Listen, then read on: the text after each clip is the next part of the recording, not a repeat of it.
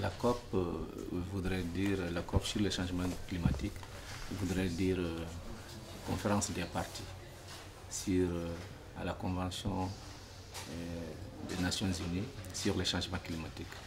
J'allais dire la Convention cadre des Nations Unies sur le changement climatique.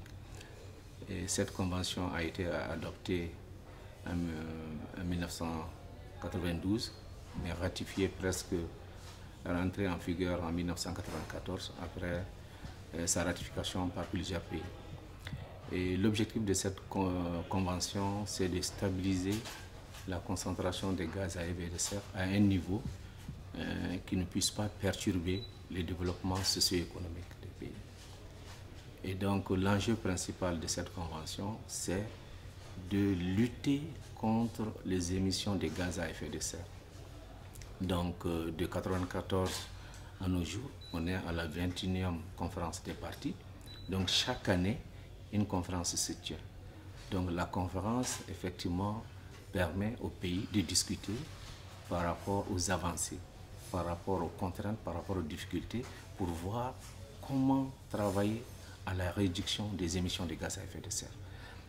Et il se trouve que en 2007, on a parlé du protocole de Kyoto qui est rentré en vigueur en 2005-2012. Ce protocole-là était l'instrument le plus contraignant pour pouvoir effectivement travailler dans le cadre de la réduction des émissions de gaz à effet de serre. Mais c'était un protocole qui s'adressait aux pays développés. Il se trouvait qu'à l'évaluation, en tout cas, plusieurs pays n'avaient pas respecté leur engagement. Donc, à partir de 2012, on est rentré dans un nouveau cycle de négociation. Donc, on maintient le protocole en tant que tel, mais d'ici 2020, il faut qu'il y ait un nouvel accord qui va être plus contraignant, qui va concerner tous les pays, donc j'allais dire toutes les parties. Donc, et cette année, 2015 à Paris, c'est ce nouvel accord-là qui doit être signé. Et tout l'exercice, en tout cas, tous les va-et-vient, je vais dire que tout le processus dynamique qui se trouve dans les pays aujourd'hui, c'est de parvenir effectivement à travailler, à s'entendre sur ou à signer ce nouvel accord à Paris. La diplomatie française est à pied d'œuvre et d'autres, la diplomatie européenne et les pays les plus développés, les États-Unis, il y a des annonces partout. Mais l'élément particulier pour la participation à cette conférence des parties de Paris, c'est que chaque pays doit apporter ce qu'on appelle un document de contribution nationale déterminé, prévu. Donc, ce document de contribution qu'on appelle le CPDN, c'est un document qui permet à un pays donné de dire, voilà, je m'engage à réduire les émissions de gaz à effet de serre de mon pays de tel pourcent. Et cet engagement va être effectivement, devait être déposé au plus tard le 1er octobre. Donc le Mali a déposé sa contribution le 29 septembre. La synthèse des différentes contributions doit permettre à l'ensemble du pays, aux Nations Unies, de dire que voilà, on peut effectivement maintenir les émissions de gaz à effet de serre à moins de 2 degrés. C'est ça qui est recherché. Puisque au-delà de 2 degrés, on est en train de dire toutes les perturbations écologiques, sociales, économiques qui vont dérouler effectivement du relèvement de la température. Donc, mais l'enjeu pour le Mali, moi je pense que, je vais dire, il faut penser globalement, mais agir localement. Je pense que c'est ça qui est important pour nous. On est dans la même cagnotte que les pays développés, comme les États-Unis, la France.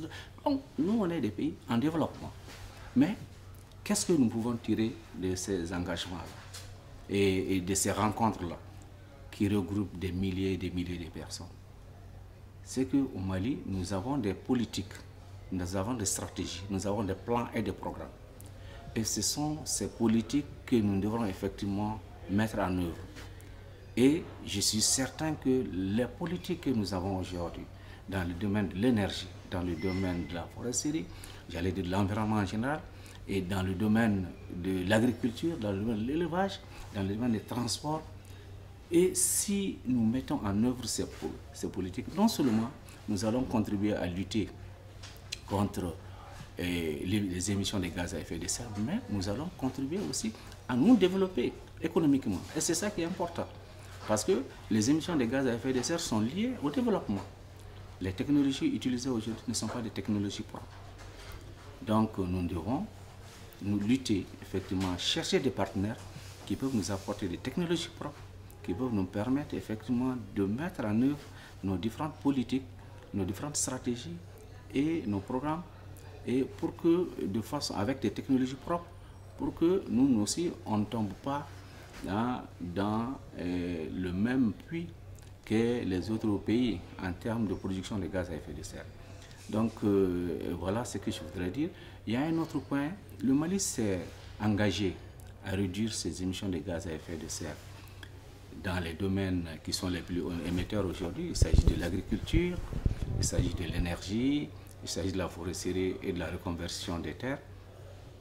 Et l'une des manières les plus simples pour le Mali, la plus simple plutôt pour le Mali, de mettre en œuvre cette contribution, de respecter cette contribution.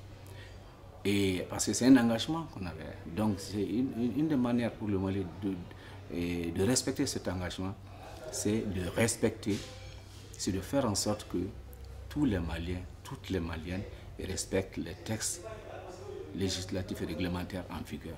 Ça seulement peut permettre au Mali d'aller de l'avant. Malheureusement, tel n'est pas le cas aujourd'hui. Voilà ce que je pourrais vous dire.